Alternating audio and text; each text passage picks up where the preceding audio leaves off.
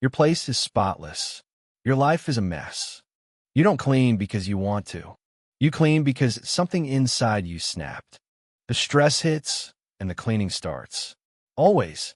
You scrub when you cannot say what's wrong. You organize when you feel completely out of control. You fold laundry at 2 in the morning. Not because it needs to be done, because it is the only thing you can control.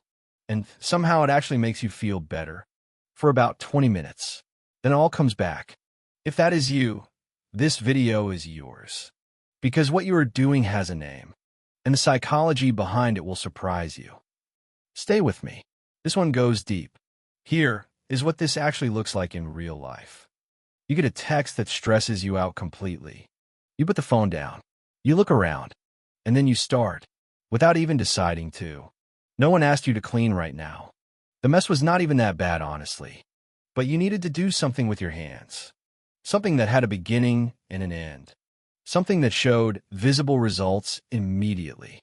Think about someone like Arya. Completely real pattern. Arya gets a bad email from her boss. She cannot respond. She does not know what to say. So she goes to the kitchen, and she starts cleaning. 20 minutes later, the kitchen is immaculate. The email is still there, unanswered, unchanged. Here is the actual psychology of what just happened. When stress hits your nervous system, fires immediately. Your brain screams, do something, fix something now. But the real stressor, you cannot fix it immediately. So your brain finds the next best thing, cleaning. Something controllable. Something completable. Psychologist Roy Baumeister at Florida State University studied this. He called it ego depletion and compensatory control. When you lose control in one area of life, your brain desperately seeks control somewhere else. Cleaning becomes the surrogate for the real problem. Your hands get busy, so your mind gets quiet. Researcher Nicole Keith found something fascinating too. People in cleaner spaces have lower cortisol levels consistently. The physical environment directly affects the nervous system. Clutter sends constant, low-level threat signals to your brain. Clean spaces tell your nervous system, you're safe. That is why the clean room feels like relief, not just preference. Your brain is not being extra. It is being biological. And here are the signs this is genuinely you. 1. You clean most when life is most uncertain. Not when the place is dirty. When you are overwhelmed. 2. People in your life notice before you do. They say, you must be stressed, you are cleaning again. 3.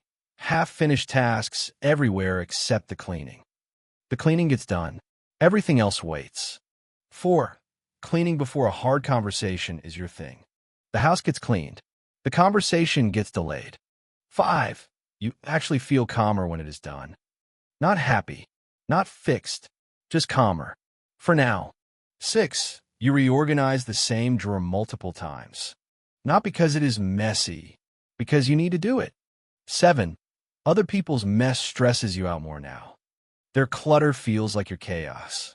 Somehow, drop "that is me" in the comments right now. Now here is the part nobody talks about. Cleaning relieves the feeling, not the problem. The stress comes back every single time because you cleaned around the stress, not through it. And over time, cleaning becomes avoidance with good lighting. The house is beautiful. The real issue stays untouched. That is not self-care. That is self-avoidance. Here is the thing, though. Cleaning is not wrong. It is actually a really intelligent coping response. Your nervous system found a healthy outlet for cortisol. Physical movement processes stress hormones out of the body. The problem is only when it replaces processing the stress. Clean the room, then sit with what is actually wrong. Use the clean space as the starting point, not the ending point. Your brain needed the order. Now give it the honesty too. You're not weird. You are wired. And now you know why. If someone you love does this, do not make fun of it. Ask them what is actually going on when they are done.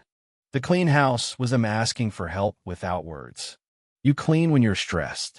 Now you know the science. Your coping mechanism has a name and a reason. Clean the space. Then clean up what is real. Share this with someone who cleans when stressed. Drop "cleaning my feelings" in the comments below. Subscribe ClearWay for real psychology.